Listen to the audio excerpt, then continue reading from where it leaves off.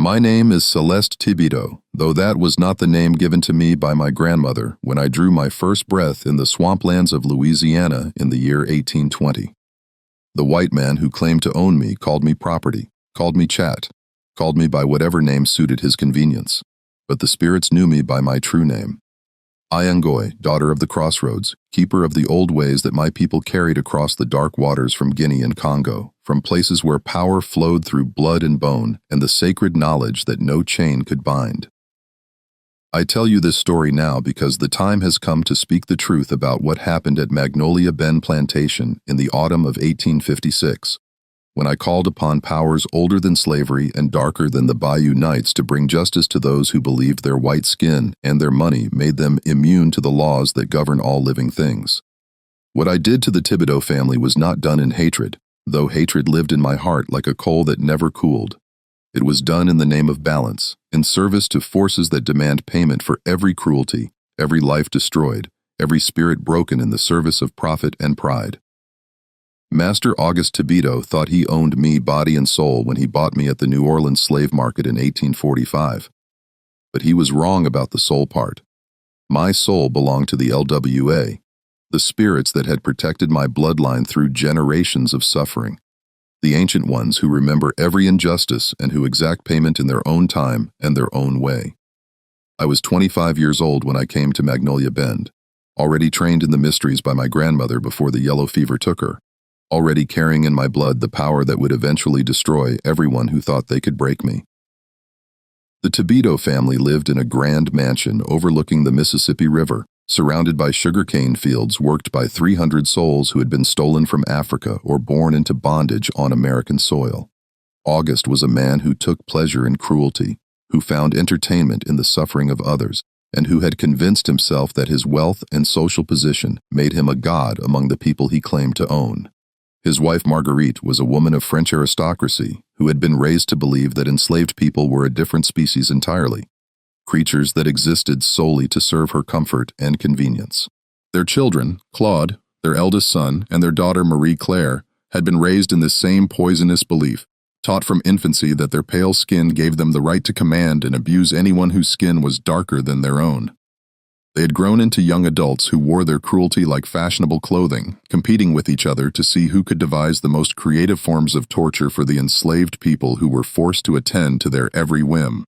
I was assigned to work in the main house, tending to the family's personal needs, cleaning their rooms and serving their meals, while listening to their casual discussions of which slaves to sell, which ones to breed, and which ones to punish for imagined infractions. My position gave me intimate access to their lives, their routines, their fears, and their weaknesses, knowledge that I stored away like seeds, waiting for the proper season to sprout into something terrible and just. But it was not their casual cruelty that finally drove me to call upon the old powers for vengeance. It was what they did to my daughter Zara that crossed the line between ordinary evil and the kind of abomination that demands supernatural justice. Zara was 16 years old in the summer of 1856. Beautiful and intelligent and filled with the kind of spirit that no amount of bondage had been able to crush. She had inherited my gift for seeing beyond the veil that separates the world of the living from the realm of the spirits. And I had been teaching her the old ways in secret, passing down the knowledge that had been passed down to me by my grandmother and her grandmother before her. The trouble began when Claude Thibodeau, now 22 and already showing signs of the same sadistic nature that characterized his father, decided that Zara would make an interesting addition to his collection of enslaved women who were forced to satisfy his sexual appetites. When she refused his advances, he had her whipped in front of the entire household as punishment for her insolence. When she continued to resist, he escalated his attacks until what began as attempted rape became something far worse. On the night of August 15, 1856, Claude Thibodeau beat my daughter to death with his bare hands because she would not stop fighting him. Because, even faced with certain death, she refused to surrender her dignity to a man who believed her body belonged to him by right of his white skin and his father's money. He left her broken corpse in the slave quarters like discarded garbage, then complained to his father that he had been forced to discipline an unruly slave who had threatened his safety. I held my daughter's lifeless body in my arms that night and felt something inside me transform into something harder and colder than the bottom of the Mississippi River. The grief I carried was beyond words, beyond tears, beyond any emotion that had a name in the language of ordinary human experience. It was the kind of pain that opens doorways to places where the old gods wait for those who are desperate enough to pay the price they demand for their intervention. 3 days after Zara's murder, I began the rituals that would bring the power of the ancestors down upon the Thibodeau family like a curse that would follow them into their graves and beyond. I gathered the items I would need from the swamplands around the plantation: graveyard dirt from the oldest cemetery in New Orleans, Spanish moss that had been struck by lightning, water from 7 different bayous, and the blood of a black rooster killed at the crossroads under a new moon. But the most important ingredient was something that came from within myself: the rage of a mother whose child had been murdered by the very people who claimed to own them both.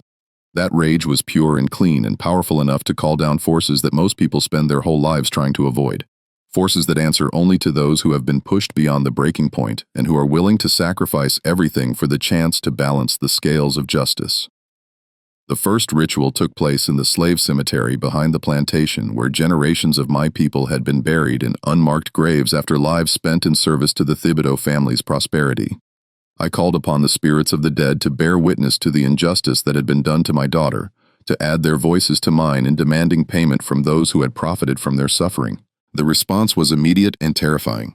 The air around the cemetery grew cold despite the August heat, and shadows began moving between the grave markers. Even though there was no wind to stir the moss that hung from the cypress trees, I could feel the presence of the ancestors gathering around me, their anger and pain flowing through me like electricity, giving me the power I needed to work magic that would reach across the veil between worlds and touch the lives of those who had wronged us. Over the following weeks, I performed 7 more rituals, each one designed to target a different aspect of the Thibodeau family's life and happiness. I cursed their health, their wealth, their sanity, their relationships, and their ability to find peace in this world or the next. I called upon Baron Samad to open the gates of death for them, upon Erzuli Dantor to turn their love into hatred, upon Legbar to close all the roads that might lead them to salvation. But the most powerful curse was the one I saved for last, the one that would ensure that the Thibodeau family's suffering would be as complete and devastating as they had made mine. I cursed their bloodline itself, calling down madness and misfortune upon their children and their children's children, ensuring that the evil they had done would follow them through generations like a poison that could never be purged from their family tree. The spirits heard my prayers and answered them with enthusiasm that surprised even me. Within a month of beginning my workings, the first signs of the curse began to manifest in ways that terrified the family and everyone who witnessed their decline. Augusta began experiencing nightmares so vivid and disturbing that he stopped sleeping entirely, wandering the halls of the mansion at night like a ghost haunting his own home. Marguerite developed a skin condition that covered her face and hands with lesions that no doctor could explain or treat, making her too ashamed to leave her room or receive visitors. But it was Claude who suffered the most spectacular consequences of my magical intervention because the spirits understood that he was the one who had committed the crime that demanded the harshest punishment. He began seeing Zara's ghost everywhere he went, in mirrors, in shadows, in the corners of rooms where she would stand watching him with eyes that burned with accusations he could not escape. The visions drove him to drink, and the drink drove him to violence, and the violence drove him to acts of increasing madness that horrified even his own family. The curse was working exactly as I had designed it to work, and I watched the destruction of the Thibodeau family with the same cold satisfaction that they had shown when they destroyed the lives of the people they enslaved. The old gods had heard my prayer for justice, and they were delivering it with the kind of precision and completeness that only supernatural forces could achieve. But this was only the beginning of what I had called down upon them. The spirits were just getting started with their work, and before they were finished, the Thibodeau family would understand exactly what it felt like to be powerless in the face of forces beyond their control or comprehension. They had sawn the wind with their cruelty, and now they were going to reap the whirlwind that I had summoned from the depths of the bayou and the wisdom of my ancestors. The change in the atmosphere at Magnolia Bend was immediate and unmistakable to anyone who possessed the sensitivity to perceive the movement of spiritual forces through the physical world. The very air seemed heavier after I completed my first rituals, charged with an energy that made the enslaved people nervous and skittish, while driving the white family toward a state of increasing agitation that they could not understand or explain. I continued my duties in the main house, as if nothing had changed, serving meals and cleaning rooms while observing the early effects of my workings with the detached interest of a gardener, watching seeds sprout in carefully prepared soil. The spirits were beginning their work with the subtle precision that characterized their interventions in human affairs, applying pressure to weak points in the family's psychological and physical structures that would eventually cause complete collapse. August's insomnia grew worse with each passing night, transforming him from the confident plantation master who had ruled his domain with absolute authority into a hollow-eyed ghost who jumped at shadows and spoke to people who were not there.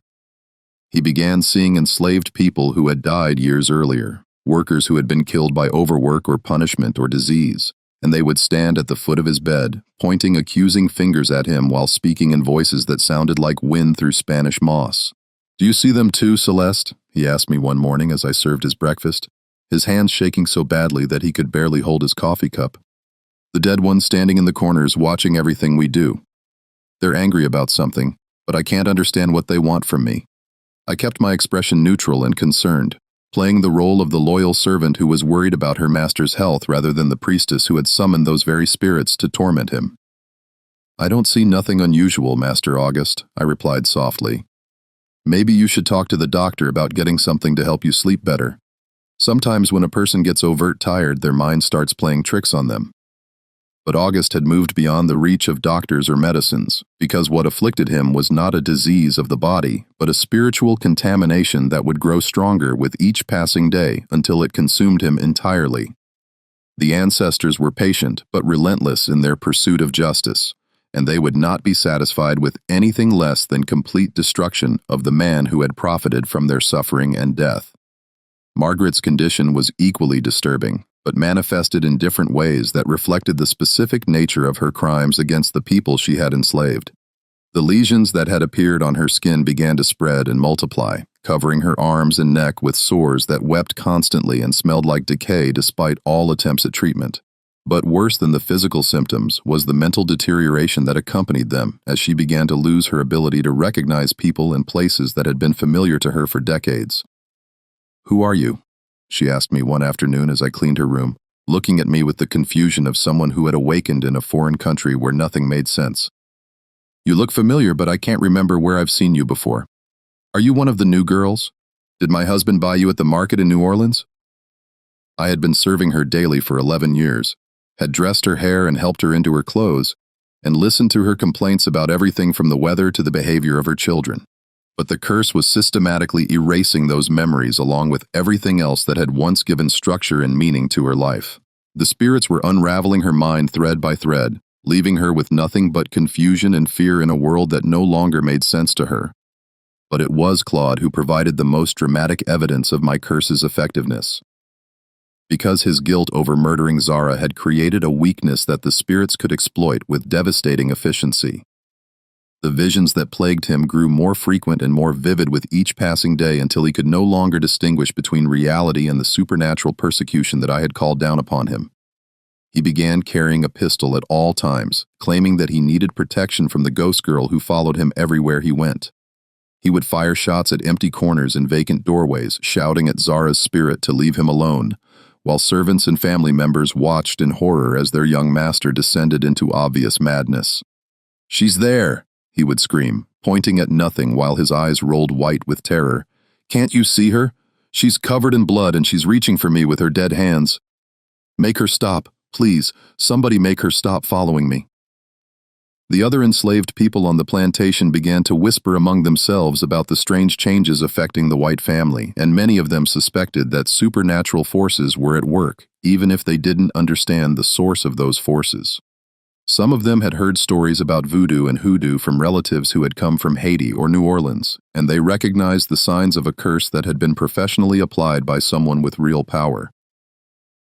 "Something's got hold of that family," I heard old Baptist tell a group of field hands one evening as they gathered around the fire outside their quarters. "Something dark and angry that ain't going to be satisfied until it's finished with all of them. Mark my words, this plantation's going to be a very different place before whatever's happening here runs its course." He was more right than he knew because I was just getting started with the spiritual assault that I had planned for the Thibodeau family. The early symptoms they were experiencing were merely the foundation for more severe manifestations that would follow as the curse gained momentum and the spirits grew more comfortable working through the channels I had opened for them. The second phase of my workings began during the dark of the moon in September, when the veil between worlds was thinnest, and the power of the ancestors could flow most freely into the realm of the living. I performed a ritual in the swamplands behind the plantation that called upon Baron Laqua to open the gates of the cemetery and send forth an army of the restless dead to plague the dreams and waking hours of everyone who lived in the main house. This ritual required more dangerous ingredients than my previous workings, including dirt from the grave of a murderer, water from a drowning place, and the dried blood of a woman who had died in childbirth. But the most important component was a photograph of Zara that I had stolen from Claude's room, where he had kept it as a trophy of his crime, not understanding that possessing an image of his victim would create a direct spiritual connection that I could use to channel her vengeance. I burned the photograph in a fire made from wood taken from a gallows tree, mixing the ashes with graveyard dirt and other materials to create a powder that I spread around the foundation of the main house under cover of darkness. This powder would serve as a spiritual minefield that would explode with supernatural energy every time one of the family members crossed it, bombarding them with the accumulated rage and pain of everyone who had died in service to their greed and cruelty. The effects were immediate and spectacular.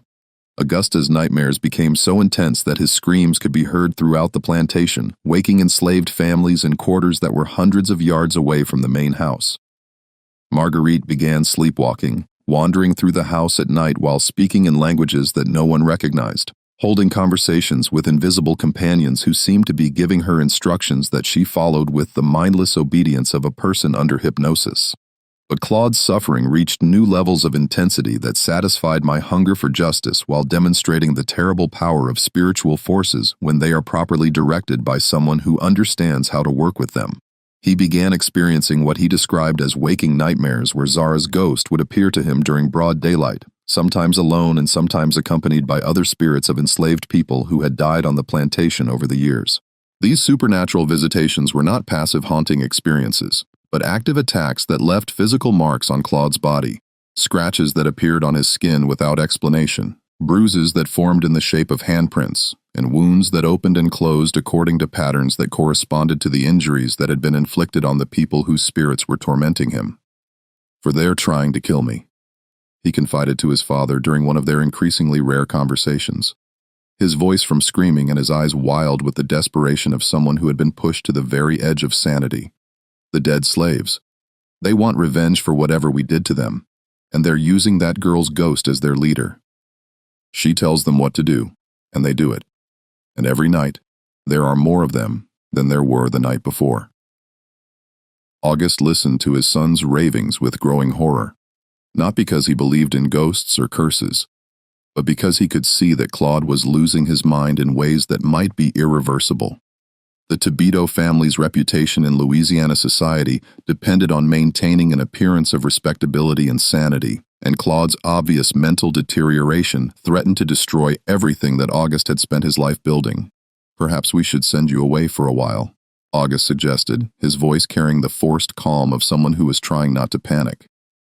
"A trip to Europe, maybe, or a stay with your cousins in Charleston. Sometimes a change of scenery can help with problems like this." But Claude shook his head violently, his eyes darting toward corners of the room where I knew Zara's spirit was standing, even though I could not see her myself. "She'll follow me wherever I go," he whispered. "She told me so. She said, she's going to follow me until I'm dead, and then she's going to follow me into hell and make sure I suffer there for eternity." The spirits were doing their work with an enthusiasm that exceeded even my expectations, applying pressure to the Tibito family's weakest points, while gradually escalating their campaign of supernatural terrorism. But this was still only the beginning of what I had planned for them. Because the most devastating aspects of my curse were yet to manifest in ways that would destroy not just their sanity, but their wealth, their social position, and ultimately their lives. The third phase of my workings would target the foundation of their power, the plantation itself, and the financial empire that August had built on the backs of enslaved people like myself and my murdered daughter. When the spirits finished with Magnolia Bend, there would be nothing left but ruins and memories of what happened when the powerless found ways to strike back at those who had tormented them beyond endurance. By October of 1856, the curse had taken such firm hold of the Thibodeau family that even the other white families in the parish began to notice that something was seriously wrong at Magnolia Bend. The invitations to social gatherings that had once flowed freely to the plantation stopped coming, and the visits from neighbors and business associates that had been a regular part of August's social calendar dwindled to nothing as word spread about the family's increasingly bizarre behavior. The financial implications of this social isolation were immediate and severe, because Augusta's business dealings had always depended on the network of relationships he had cultivated among Louisiana's planter elite. Cotton and sugar factors, who had once competed for his business, began avoiding him, unwilling to associate their firms with a man whose son was known to fire pistols at invisible enemies, and whose wife had been seen wandering through New Orleans in her nightgown, speaking to shadows in what sounded like African languages. I watched this social and economic collapse with the satisfaction of someone who had planned every aspect of the destruction she was witnessing. The spirits were working with precision and creativity that exceeded anything I had dared to hope for when I first called upon them for assistance. They understood that true revenge required more than just driving the family insane. It required destroying their ability to maintain the lifestyle that had been built on the suffering of enslaved people. The third phase of my workings had been designed to target the plantation's productivity and profitability, and the spirits embraced this mission with enthusiasm that manifested in ways both subtle and dramatic. The sugarcane that had always grown abundantly in the rich soil along the Mississippi River began to wither and die despite perfect weather conditions, as if the earth itself was rejecting the crops that had been planted by enslaved hands for the profit of their oppressors. The machinery that processed the cane into sugar began breaking down with mysterious regularity, suffering mechanical failures that the plantation's engineers could not explain or prevent. Boilers exploded without warning. Grinding stones cracked along invisible fault lines, and the complex system of pumps and channels that controlled water flow throughout the plantation developed leaks that seemed to repair themselves during the day, only to reopen each night when the moon rose. But the most disturbing manifestation of the curse's effect on the plantation's operations was what happened to the enslaved workers themselves. Many of them began experiencing what they described as visitations from family members who had died on the plantation over the years. Spirits who came to them in dreams with messages about uprising and resistance that were unlike anything that had been attempted at Magnolia Bend before. These spiritual messages were coordinated and consistent in ways that suggested they were being directed by an intelligence that understood both the practical and psychological aspects of rebellion.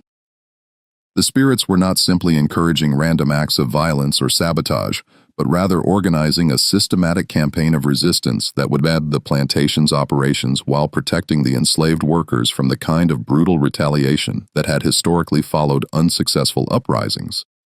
Work slowdowns began throughout the plantation, with field hands and house servants alike discovering creative ways to reduce their productivity without triggering punishments that might escalate into violence. Tools disappeared at crucial moments. Livestock wandered away from their enclosures, and the careful schedules that governed plantation life began to break down as workers claimed to be receiving contradictory instructions from spirits that only they could see and hear. August's attempts to restore discipline through traditional methods of punishment and intimidation proved completely ineffective because the enslaved workers were now being guided by forces that existed beyond his ability to threaten or control. When he ordered whippings for workers who claimed to be following orders from dead relatives, the spirits responded by inflicting similar injuries on members of his own family, creating a clear pattern of supernatural retaliation that even the most skeptical observers could not dismiss as coincidence. "The slaves are turning against us," August confided to his wife during one of her increasingly rare moments of lucidity, his voice carrying the desperation of a man who could feel his world collapsing around him, but could not understand why. "They claim they're being told what to do by spirits, by dead people who want them to destroy everything we've built here. But how do you fight enemies you can't see? How do you punish people for following orders from ghosts?" Margaret's response revealed the extent to which the curse had damaged her mind and memory, as she looked at her husband with the confusion of someone who was no longer certain about basic facts of her own existence. "Who are you?" she asked, her voice carrying the lost quality of a child who had awakened in a strange place. "Are you my father? You look familiar, but I can't remember where I've seen you before. And who are these slaves you're talking about? Do we own slaves?" I thought slavery was something that happened in other places, not here. The conversation that followed was heartbreaking to witness, even for someone like me, who had every reason to hate the woman who was slowly disappearing into the fog of supernatural dementia. August tried desperately to remind his wife of their shared history, their children, their life together on the plantation. But the spirits had systematically erased these memories along with her ability to form new ones, leaving her trapped in a perpetual present that contained no reference points or familiar landmarks. Claude's condition had progressed to the point where he could no longer function as a member of the family or society, spending his days and nights in a state of constant terror as Zara's ghost and her supernatural allies subjected him to torments that grew more creative and more severe with each passing week. He had stopped eating regular meals, claiming that the dead girl appeared whenever he tried to consume food, and would show him visions of her own decaying corpse until he vomited from revulsion and horror. His attempts to escape the plantation and the supernatural persecution that plagued him there had been frustrated by the spirit's ability to follow him wherever he went, manifesting in hotel rooms and social clubs and even churches with the same relentless intensity that characterized their appearances at Magnolia Bend. He had returned from his last trip to New Orleans in a state of complete psychological collapse, babbling about dead slaves who had surrounded his carriage and spoken to him in unison about crimes that demanded payment. "She's getting stronger," he told me one morning when I brought breakfast to his room, his eyes fixed on a corner where I knew Zara's spirit was standing, even though I could not see her myself. "Every day she gets more solid, more real, and every day there are more of them with her. They're planning something, Celeste. They're planning something terrible, and they're going to use her to do it because she hates me more than all the others combined." I maintained my expression of concerned sympathy while internally marveling at the accuracy of his perception, because the spirits were indeed planning something that would serve as the culmination of everything I had set in motion through my rituals and curses. The final phase of my workings would bring the full power of the ancestors to bear against the Thibodeau family in ways that would ensure their complete destruction while serving as a warning to anyone else who might consider treating enslaved people as less than human. The financial pressure created by the plantation's declining productivity had forced August to consider selling some of his enslaved workers to raise the cash needed to meet his obligations to creditors and business partners. This decision would trigger the final sequence of events that I had woven into my curse because the spirits had made it clear that any attempt to separate families or sell people away from Magnolia Bend would result in consequences that would exceed anything the family had experienced so far.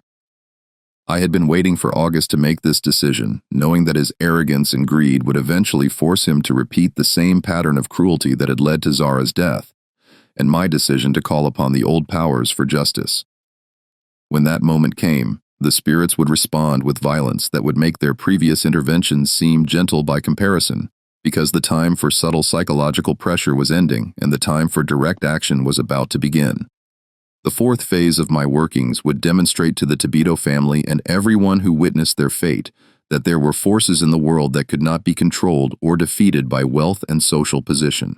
Forces that answered only to the demands of justice and the cries of the oppressed for vengeance against their oppressors. The ancestors were gathering their strength for one final assault that would leave no doubt about the price of treating human beings as property. The plague of madness and misfortune that had been spreading through Magnolia Bend was about to reach its climax, and when it did, the Thibodeau family would learn what it meant to face the full wrath of spirits who had been waiting generations for the opportunity to balance the scales of justice in favor of those who had suffered under the weight of slavery and exploitation. The moment I had been waiting for arrived on November 15, 1856, when August's mounting financial pressures finally forced him to make the decision that would trigger the final phase of my curse. Standing in his study, with papers scattered across his desk like leaves after a storm, he called me to bring him coffee, while he calculated which of his enslaved workers he could afford to sell to raise the money needed to satisfy his most urgent creditors. "Celeste," he said without looking up from his ledger books, his voice carrying the casual tone of someone discussing livestock rather than human beings.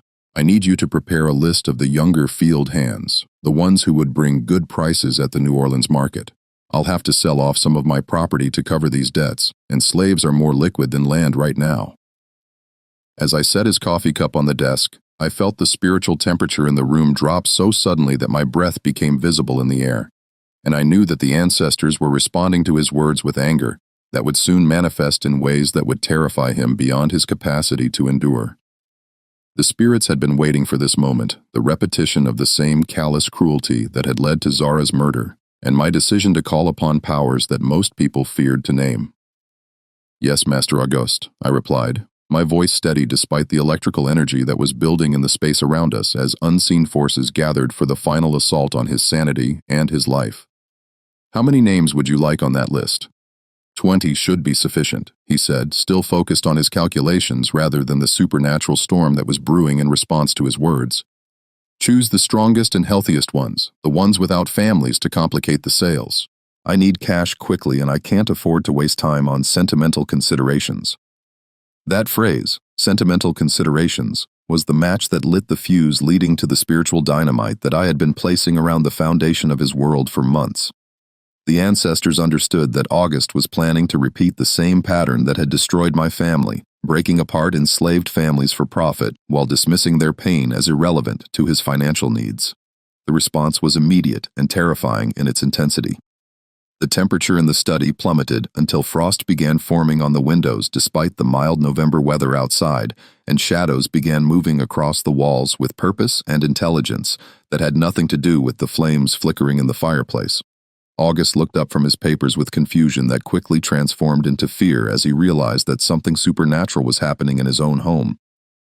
"What's happening?" he whispered, his voice barely audible as he watched the shadows on the walls coalesce into recognizable human forms. The spirits of enslaved people who had died on his plantation over the decades, all of them returning at once to witness and participate in the justice that was about to be administered.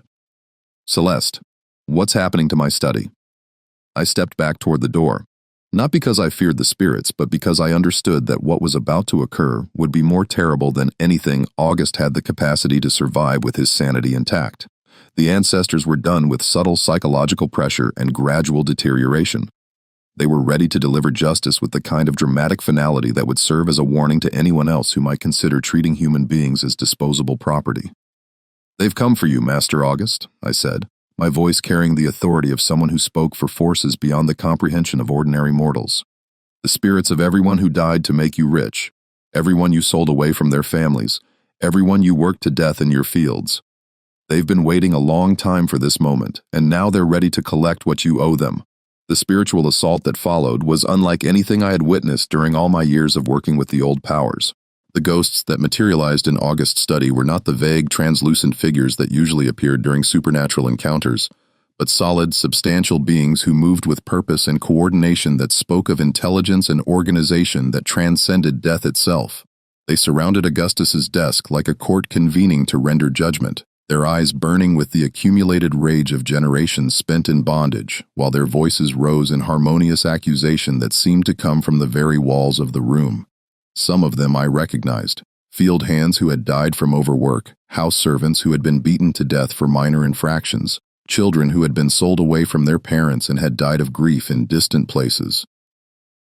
But at the center of this supernatural tribunal stood Zara, my daughter, looking exactly as she had in life, but radiating power that made the air around her shimmer with energy that was both beautiful and terrible. Her eyes were fixed on August, with an intensity that seemed to pin him to his chair like an insect mounted for scientific study. And when she spoke, her voice carried the authority of someone who had passed beyond the reach of earthly laws and had returned to enforce cosmic justice.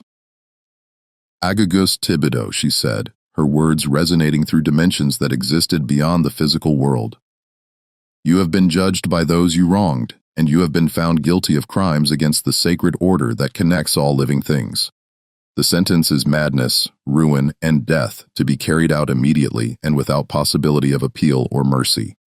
August's scream when he heard this pronouncement was the sound of a human mind shattering under pressure that it was never designed to withstand. He tried to run from the room, but the spirits moved to block his path, their forms becoming more solid and more threatening as his terror increased.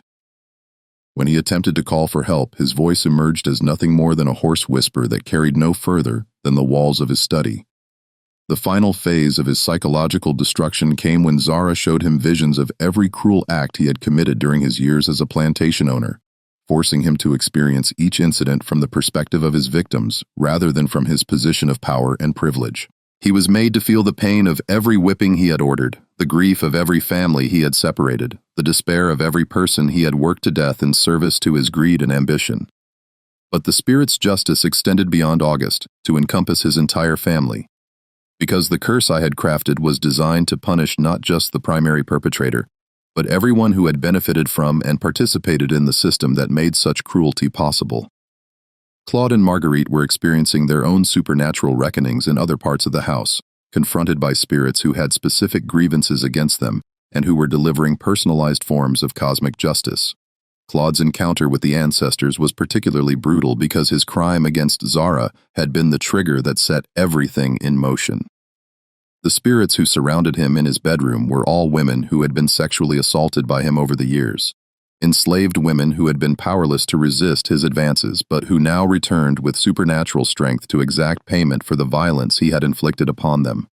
Zara led this group of vengeful spirits, her presence commanding and terrible, as she orchestrated a form of justice that matched the severity of the crimes that had been committed against her and her sisters in bondage. Claude's screams echoed through the mansion as the dead women subjected him to the same helplessness and terror that he had forced upon them, showing him what it felt like to be powerless in the face of overwhelming force. Meanwhile, Marguerite faced her own supernatural tribunal composed of the children who had been separated from their families during her years as mistress of the plantation. These small spirits surrounded her with accusations that cut through the fog of dementia that had been protecting her from the full weight of her guilt, forcing her to remember and acknowledge every callous decision she had made regarding the enslaved families under her control.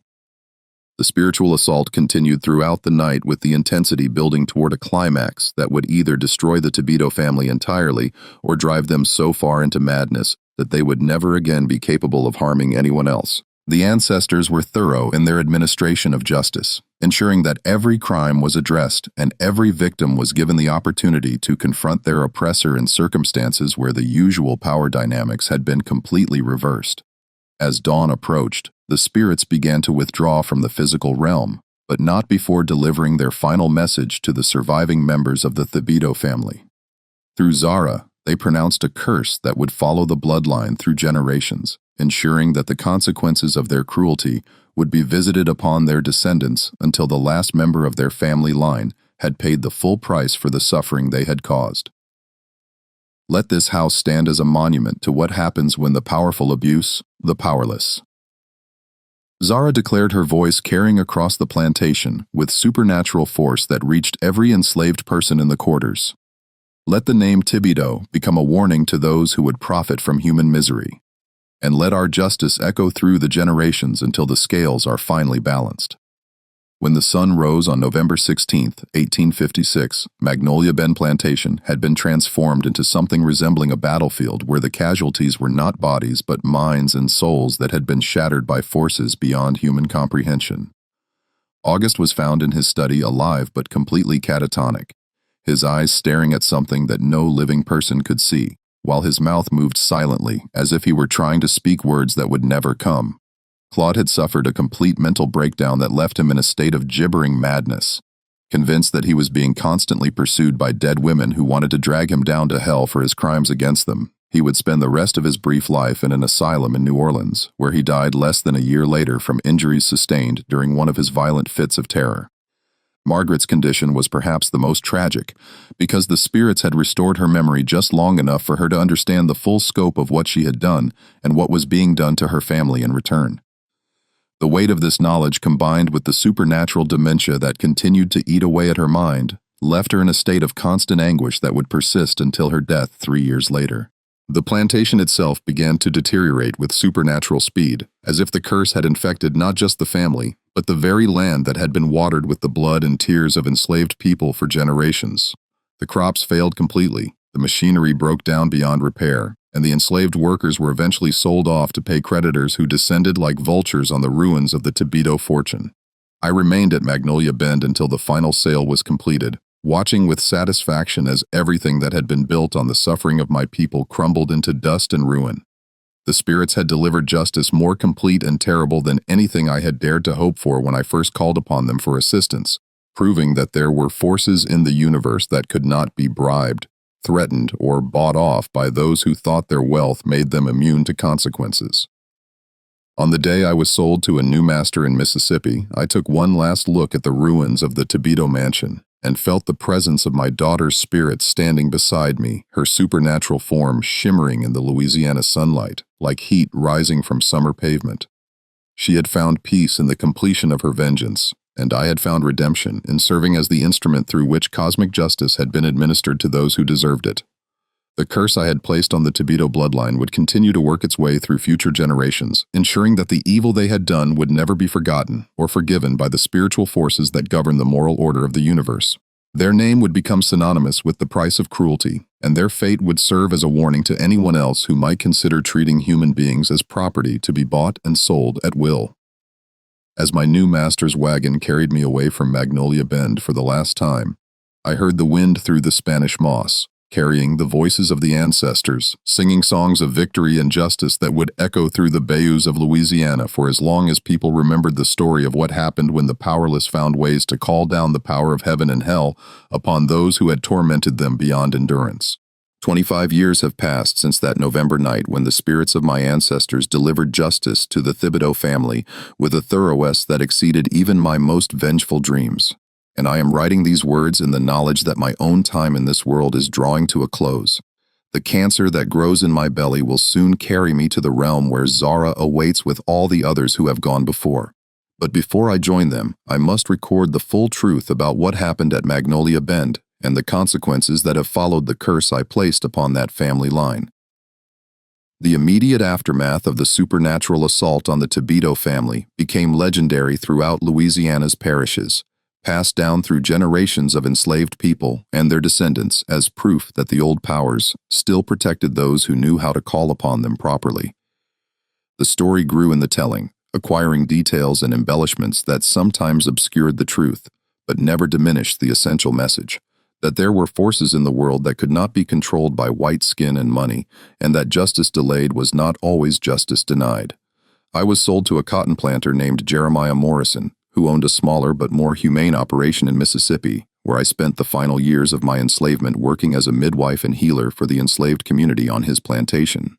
My reputation as someone who possessed supernatural power had followed me from Louisiana, and while I never again called upon the ancestors for vengeance on the scale of what I had done to the Tibito family, I continued to practice the old ways in service to my people's needs for healing, protection, and spiritual guidance. The war that finally came in 1861 brought freedom to all of us who had been held in bondage, but it also brought its own forms of suffering and chaos that tested our ability to survive in a world where the old certainties had been swept away. I used the knowledge I had gained during my years of enslavement to help former slaves navigate the challenges of freedom, teaching them how to protect themselves from spiritual and physical dangers while honoring the ancestors who had made their liberation possible. But my most important work during the post-war years involved tracking the effects of the curse I had placed on the Tibito bloodline, documenting how it continued to manifest in the lives of the family's descendants, and ensuring that the spiritual justice I had set in motion remained active and effective across generations. The ancestors had promised that their vengeance would follow the family line until every debt had been paid, and they proved remarkably faithful to that promise. August Tibito died in the New Orleans asylum where he had been confined after his complete mental breakdown, his body finally giving out under the strain of supernatural terror that had consumed his mind for 3 years. His death was officially attributed to heart failure, but the asylum staff whispered among themselves about the way he had screamed about dead slaves coming for him right up until his final breath, about how his eyes had tracked invisible figures moving around his room even when he was too weak to speak. Claude had preceded his father into death by 2 years, dying in the same asylum after a violent fit that left him with injuries so severe that even the doctors who were accustomed to dealing with the self-destructive behavior of the insane were shocked by what he had done to himself. The attending physician reported that Claude had somehow managed to inflict wounds on his own body that perfectly matched the injuries that had killed Zara, as if he had been forced to experience her death from the victim's perspective. Marguerite survived longest of the original family, lingering in a state of supernatural dementia that kept her trapped between memory and madness until her death in 1859. Her final years were spent in the care of distant relatives who had taken her in more from duty than love, and she died calling out for people who had been dead for decades, begging forgiveness from enslaved children whose names she had forgotten during her years of comfortable cruelty, but who her tortured mind now remembered with perfect clarity. But the curse did not end with the deaths of the primary targets, because I had specifically crafted it to follow the bloodline through future generations, ensuring that the children and grandchildren of the Thibodeau family would continue to pay for the sins of their ancestors. Mary Claire, the daughter who had escaped the initial supernatural assault by being away at school in Charleston during the worst of the family's ordeal, returned to Louisiana to claim what remained of her inheritance, only to discover that the curse had been waiting patiently for her arrival. She married a banker from New Orleans named Philip Durin in 1858, hoping to rebuild the family fortune through careful investment and social connections. But the spiritual forces I had unleashed proved capable of adapting to new circumstances and new targets. Within a year of their marriage, Philippe began experiencing the same supernatural harassment that had destroyed Marie Claire's family, seeing spirits in their home and suffering from nightmares so vivid that he stopped sleeping entirely. Their children, when they came, were born under the shadow of the curse and grew up surrounded by supernatural phenomena that marked them as targets of ancestral justice that would not be satisfied until the last member of the bloodline had paid for the accumulated crimes of their family. Some died in infancy from mysterious illnesses that no doctor could diagnose or treat, while others survived to adulthood only to face lives marked by madness, addiction, and the kind of spectacular failures that seemed to confirm the presence of supernatural forces working against them. The financial ruin that had begun with August's gambling debts and the collapse of Magnolia Bend continued to plague the family's descendants as every business venture they attempted was sabotaged by circumstances that defied rational explanation. Investments that should have been profitable collapsed without warning. Partnerships dissolved amid accusations and recriminations that seemed to arise from nowhere. And properties owned by family members were destroyed by fires, floods, and other natural disasters that struck with suspicious timing and devastating efficiency. But the most satisfying aspect of the curse's continued operation was the way it preserved and transmitted the memory of what the original Thibodeau family had done to deserve their supernatural punishment. Each new generation learned about their ancestors' crimes against enslaved people, not through family stories or historical records, but through direct spiritual contact with the victims of those crimes who appeared to them in dreams and visions that made the past as real and immediate as the present, as they eat. This supernatural education ensured that the family's descendants could never claim ignorance about why they were suffering, could never dismiss their misfortunes as random bad luck or natural consequences of poor decisions. They knew with the absolute certainty that comes from direct spiritual revelation that their troubles were the result of cosmic justice being administered for crimes that their bloodline had committed against people who had been powerless to defend themselves through ordinary means. Some of the family's descendants attempted to break the curse through various means, consulting with priests, moving to distant locations, even converting to different religions in hopes of escaping the spiritual forces that pursued them. But the ancestors had crafted their vengeance with too much care and precision to be defeated by such simple measures, and every attempt to escape only seemed to intensify the supernatural attention that followed the bloodline wherever it went. The last direct descendant of Auguste Thibodeau died in 1923. A broken old man named Antoine, who had spent his entire life tormented by visions of enslaved people who demanded acknowledgement and restitution for crimes committed decades before his birth. His death marked the end of the bloodline and the completion of the spiritual justice that I had set in motion during that terrible autumn of 1856, proving that the ancestors were capable of patience and persistence that exceeded human understanding. As I prepare to join Zara and the others in the realm beyond this world, I feel a satisfaction deeper than anything I experienced during my years in physical form. The curse I placed on the Thibodeau family accomplished everything I had hoped it would accomplish and more, demonstrating to the world that there were consequences for treating human beings as property and that those consequences could not be avoided through wealth, social position, or the passage of time. The old powers that I called upon to deliver justice proved themselves worthy of the trust that my grandmother and her grandmother had placed in them, honoring their ancient compact with those who knew how to approach them with proper respect and genuine need. They had heard my prayer for vengeance and answered it with enthusiasm that exceeded my wildest expectations, showing that the spiritual forces that govern the universe have their own sense of justice that operates according to laws that transcend human legal systems. I go to my rest knowing that I served my ancestors well, that I honored my daughter's memory appropriately, and that I used the gifts passed down through my bloodline to strike a blow against the system that had oppressed my people for generations. The spirits will remember what I did just as they remembered what was done to me, and that memory will continue to protect the powerless and punish the cruel for as long as there are people who know how to call upon the old ways for assistance.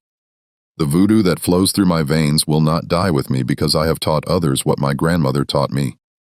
And they will teach still others when their time comes to pass on the knowledge that has sustained our people through centuries of suffering and oppression.